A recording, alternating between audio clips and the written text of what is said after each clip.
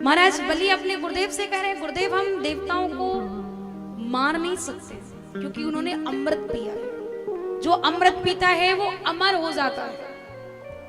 शुक्राचार्य जी ने कहा मार नहीं सकते तो कम से कम हरा तो सकते हैं। उसके लिए तुम्हें कुछ करना पड़ेगा। बोले क्या? बोले सबसे पहले गुरु सेवा करो, गुरु सेवा के बाद गौ सेवा करो। अच्छा, यहाँ कितने लोग हैं जो गौ सेवा करते? मुझे हाथ उठा के बताना। जिनके घर में गाय है वो हाथ उठाइए।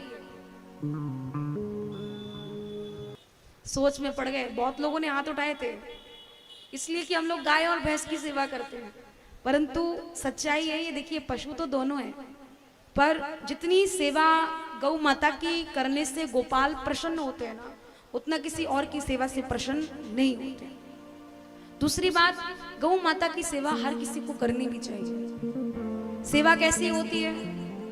अच्छा, यहाँ कितने लोग हैं जो अपने घर से पहली रोटी गौ माता को देते हैं? गौ ग्रास जिनके घर में से निकलता है वो हाथ उठा के बताना। और भैया जो नाय दे वो का खुद खाए ले, जो नहीं देते वो खुद खा लेते हैं क्या? खिला देते हैं। किनको खिलाते हो पहली रोटी? श्रीमान जी को। अपने अपने पतियों को खिलाते हो क्या आप लोग? गरम गरम पहली अच्छा, बार। ऐसा भी होता है, मैं बताऊं, देखो कैसा होता है।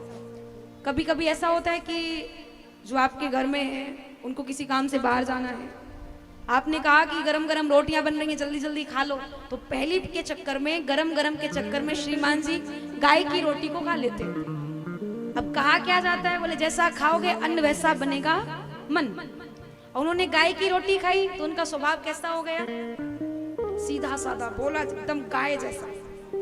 अब लास्ट वाली रोटी किसकी होती है? किसकी होती है? कुत्ता की, स्वान की। और वहां भी यही सिस्टम चलता है कि गरम गरम, बाकी तो ठंडी हो गई, लास्ट वाली थोड़ी गरम रहती है। तो माता जी कहती है, बोले गरम वाली रोटी तो मैं ही खा ली थी, तो वो लास्ट वाली उसकी रोटी खा लेते। उनके साथ भी यही होना है, जैसा खाओगे अन्न वैसा बनेगा मन। तो वो एकदम तेज तर्रार, हर समय एकदम महाराज, वो धुंधली वाली प्रक्रिया रहती है उनकी, हर समय लड़ाई झगड़ा महाभारत कराते रहना। और श्रीमान जी हो जाते बेचारे गाय जैसे सीधे साधे, तो वो सुनते रहते हैं, बहुत अच्छा लगता है। कहने का भाव सिर्फ इतना है कि पहली रोटी गाय को ही दीजिए। और जो आप लोग हरी सब्जियां जो होती हैं, चाहे आप पालक लें, चाहे आप कोई और हरी सब्जी लें, आप उसे अमनिया करके रखें। अमनिया माने जानते हैं? छीलिए सब्जी को, काटिए सब्जी को, बाकी जो सब्जी बचे उसको झूठा मत करिए, झूठे हाथ मत लगाइए, आप उसे गौ माता को दीजिए। जो छिलका वगैरह होता है, पत्ता वगैरह होता है, वो गौ माता को दो। वो भी ये नहीं कि खराब है तो दे दिया, नहीं, एकदम साफ है तभी दीजिए। बाकी आप कुछ भी अगर ऐसा करते तो उसका अपराध भी आप ही को लगना है। जब सेवा करोगे पुण्य आपको लगेगा, तो अपराध करोगे तो पाप भी आप ही को लगना है। तो गौ माता की सेवा हर किसी को करनी चाहिए। सुखदेव प्रभु कहते हैं, राजा बलि ने गौ सेवा की है, गुरु सेवा की है, संत सेवा की है। शुक्राचार्य जी कहते हैं कि जाओ स्वर्ग पर चढ़ाई कर दो।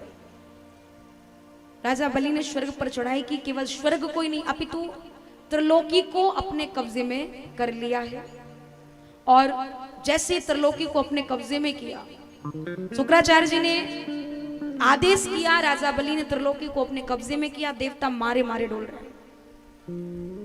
देवताओं की माता है जिनका नाम है अदिति। क्या नाम है? अदिति। माता अदिति बहुत परेशान है। ये स्वाभाविक है, जब संतान को कष्ट होता है ना, तो सबसे ज्यादा दुख केवल और केवल किसको होता है? माँ को होता है। देवताओं की माता बहुत व्याकुल है, बहुत परेशान है। माता ने कश्यप जी से कहा, भगवान सब कुछ ठीक है पर भजन में मन नहीं लगता है, क्योंकि मेरे बच्चों के जीवन में बहुत संकट है। गुरुदेव ने कहा, आप 14 दिन का व्रत है जिसे पयोव्रत कहा जाता है, आप उस व्रत को रखो, गोविंद जरूर कृपा करेंगे। माता ने 14 दिन का पयोव्रत रखा है। भगवान प्रकट होते हैं। भगवान कहते, माँ चिंता मत करो, मैं आपके यहाँ पुत्र बन करके आऊंगा, और पुत्र बन करके मैं राजा बलि से 3 पग भूमि का दान मांगूंगा, वो तुम्हारे पुत्रों को ला करके दे दूंगा। माता प्रसन्न हो जाती है। ऐसा ही होता है। भादों के महीने में शुक्ल पक्ष की द्वादशी को वामन भगवान का अवतार होता है। और भादों का महीना बहुत पवित्र भी है। भादों के महीने में हम लोग किनका जन्म मनाते हैं? ठाकुर जी का। उनके अलावा राधा रानी का, उनके अलावा इनका दाऊ भैया का, उनका भी जन्म भादों के महीने में आता है। वामन भगवान भी भादों के महीने में प्रकटे हैं। और तो और सुखदेव जी ने जो राजा परीक्षित को कथा सुनाई है ना, वो भी भादों के महीने में सुनाई। प्रभु प्रकट हुए हैं राजा बलि के द्वार पर जाने ही वाले कि उससे पहले उनका यज्ञोपवीत संस्कार होता है। जो भी दक्षिणा मिली है गुरुदेव को दी है। गुरुदेव ने कहा नहीं नहीं, मुझे तीनों लोगों की संपत्ति का दान ला करके दो। गए हैं मांगने के लिए राजा बलि के द्वार पर। राजा बलि नदी किनारे बैठ करके यज्ञ कर रहे हैं। देखा कि कोई विशेष दिव्य आत्मा आई है, उठ करके स्वागत करते हैं। स्वागतम ते नमस्तुभ्यम ब्रह्मण किम करवामते ब्रह्मर्षिणाम तपा साक्षात मन्ये त्वार वपुर्धर। हे ब्राह्मण देवता, मैं आपका स्वागत करता हूँ, वंदन करता हूँ, अभिनंदन करता हूँ, आदेश करिए। प्रभु कुछ भी नहीं बोले। क्यों नहीं बोल रहे हैं? क्योंकि प्रभु का भजन चल रहा है और भजन जब व्यक्ति करता है तो मौन रहता है। आप भी हमेशा याद रखिए, आप पूजा भी करते हो ना, उस समय आपको मौन रहकर ही पूजा करनी चाहिए। आप भजन करते हो, जप करते हो, तप करते हो, आप हमेशा मौन रहिए, उसका फल अपने को कुछ ज्यादा मिलता है। वामन भगवान कुछ भी नहीं बोले। बलि बोला भगवान कुछ बोलो तो सही, हो कुछ बोल ही नहीं रहे हो। शुक्राचार्य जी ने कहा राजन अधीर मत हो, अभी भजन चल रहा है, भजन पूरा होने दो, उसके बाद में बोलेंगे। प्रभु का जब पूरा हुआ, कहा क्या कह रहे थे आप बताओ? बोले सिर्फ यही कह रहा था कि मेरा नाम बलि है, मैं बहुत बड़ा दानी हूं, इतना दान देने वाला हूं, इतना दान देने वाला हूं कि आप मांगते मांगते थक जाएंगे, पर मैं देता देता नहीं थकूंगा। प्रभु बोले वाह। बोले तो फिर आप भी कुछ मांग लो। वामन भगवान बोले ब्राह्मण हूं और ब्राह्मण का कार्य होता है संतोष रखना, तो मैं संतोषी हूं, मुझे कुछ भी नहीं चाहिए। बोले नहीं कुछ तो मांगो। प्रभु कहते क्या दोगे? बोले जो आप बोलो। बलि बोला तो फिर मैं आपका विवाह करा दूं। प्रभु बोले विवाह तो तुम करा दोगे, पर रहने के लिए मेरे पास घर नहीं है। बोले तो मैं आपका राजमहल बनवा दूंगा। प्रभु बोले विवाह होगा तो संतान भी होगी। बोले हाँ बिल्कुल स्वाभाविक है। बोले हो जाएंगी 10-5? बोले हो सकता है। बोले 2-4 मर भी सकते? बोले हाँ हो सकता है। वामन भगवान बोले जो मरेगी उस संतान के लिए रोएगा कौन? बलि बोला महाराज माफ करना, हंसने वाले किराए पे मिल जाते हैं, नाचने वाले किराए पे मिल जाते हैं, काम करने वाले किराए पे मिल जाते हैं, पर रोने वाला कभी किराए पर नहीं मिलता। तो ये सेवा तो आप ही को करनी पड़ेगी। प्रभु बोले जिस काम में मुझे रोना पड़े मैं वो काम ही क्यों करूं? ना मुझे विवाह करना, ना मेरे बच्चे होंगे, ना मेरे बच्चे मरेंगे, ना मैं रोऊंगा। बलि बोला तो फिर आप क्या चाहते हो? बोले कुछ भी नहीं। बोले कुछ तो मांग लो। भगवान बोले पहले मुझे वचन दो कि जो मैं मांगूंगा तुम मुझे वही दोगे। बोले बिल्कुल, मैं वचन देता हूं कि जो आप मांगोगे वही मैं आपको दूंगा दूंगा दूंगा। प्रभु बोले नहीं मान सकता। अपने वचन से मुकर गए तो? बोले नहीं। बोले आप संकल्प करा लो।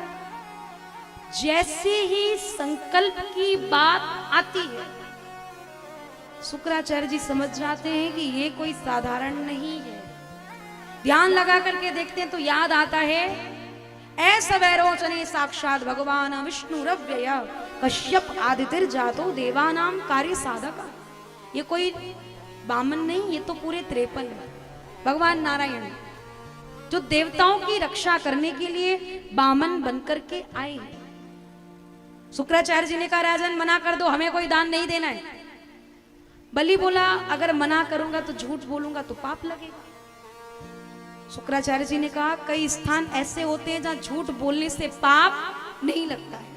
आप लोग जानते हो कौन कौन से वो स्थान है? मालूम है कि नहीं को? नहीं पता? मैं बताऊं।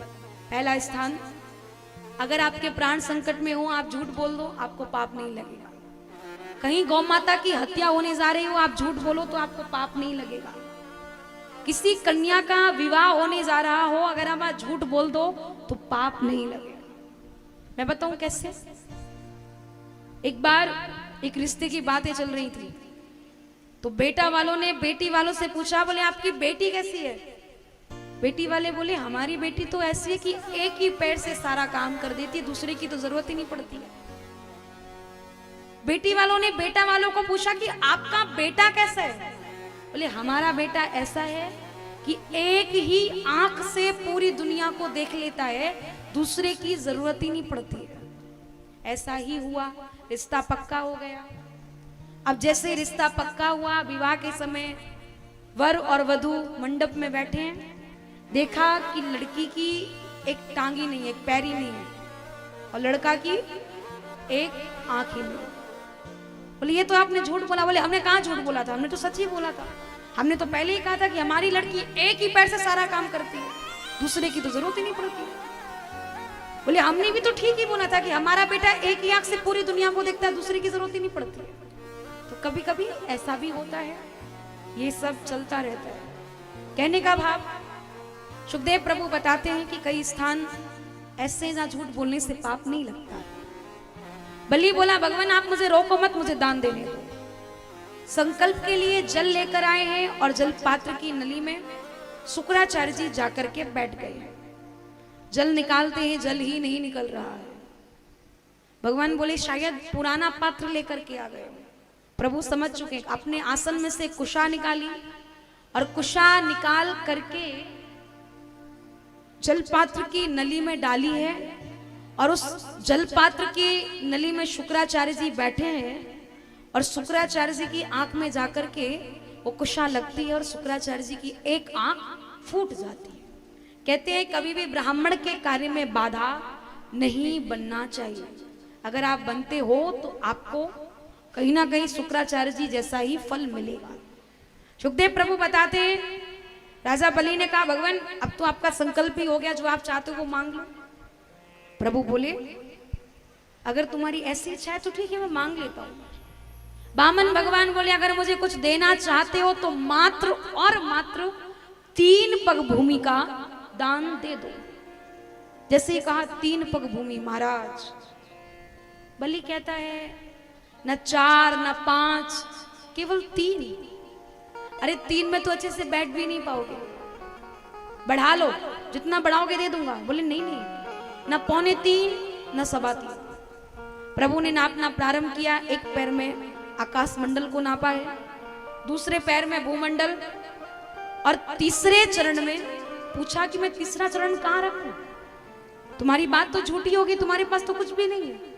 बलि बोला भगवान अभी केवल आपने मेरे दान को नापा है, दानी आपके सामने ऐसे ही खड़ा है, तो आप अपना तीसरा चरण मेरे सिर पे रख दो। प्रभु ने अपना तीसरा चरण राजा बलि के सिर पर रखा है, और राजा बलि ऐसा दान प्रभु के चरणों में अर्पण कर